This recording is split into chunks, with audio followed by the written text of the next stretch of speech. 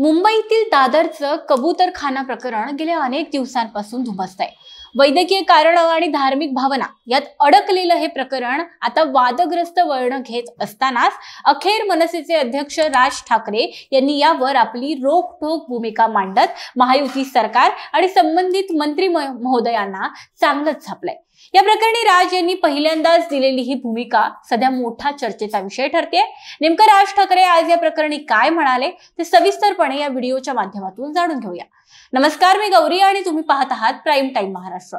सुरुवातीला एक महत्त्वाची आठवण, तुम्ही जर अजूनही आमचं चॅनल सबस्क्राइब केलं नसेल तर ते जरूर करा। मुंबई उच्च न्यायालयाच्या निर्देशांनुसार कबूतरखान्यावर सध्या कारवाई करण्यात येते, परंतु यामुळे जैन समाज आक्रमक झालाय। एक अत्यंत शांतताप्रिय अशी ओळख असलेला हा समाज आज अगदी वेळ पडल्यास शस्त्र उचलण्याची भाषा करू लागलाय।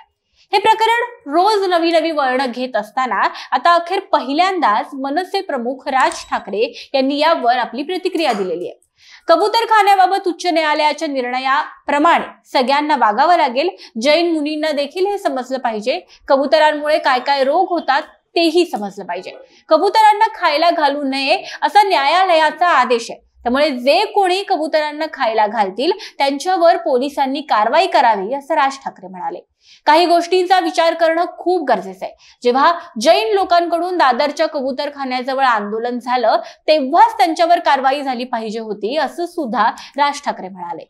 इतकंच नव्हे तर यावेळी राज ठाकरे यांनी महायुतीचे मंत्री महोदय मंगल प्रभात लोढा यांना देखील झापलंय।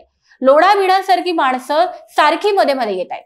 मंगल प्रभात लोढांनी लक्षात ठेवावं की ते एका समाजाचे नव्हे तर राज्याचे मंत्री आहेत, त्यामुळे त्यांनीही न्यायालयाच्या निर्णयाचा मान राखला पाहिजे असं राज ठाकरेंनी सांगितलंय।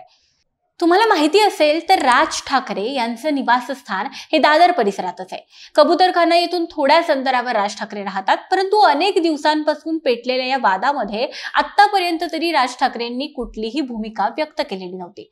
पण आज अखेर राज ठाकरे बोलले आणि थेट त्यांनी सरकार आणि त्यांच्या मंत्री महोदयांना धारेवर धरलंय। राज ठाकरेंच्या या कबूतरखाना प्रकरणी दिलेल्या प्रतिक्रियेवर तुम्हाला काय वाटतं? ही प्रतिक्रिया, ही भूमिका तुम्हाला पटते का? आणि तुमची या संदर्भातली भूमिका काय आहे? आरोग्य विषयक मुद्द्यांचा विचार करावा की धार्मिक मुद्द्यांना धरून ठेवावं? तुमची मतं, तुमच्या प्रतिक्रिया, तुमच्या भूमिका आमच्या कमेंट बॉक्समध्ये नक्की सांगा। हा व्हिडिओ तुम्हाला महत्त्वाचा वाटल्यास लाईक करायला विसरू नका। धन्यवाद।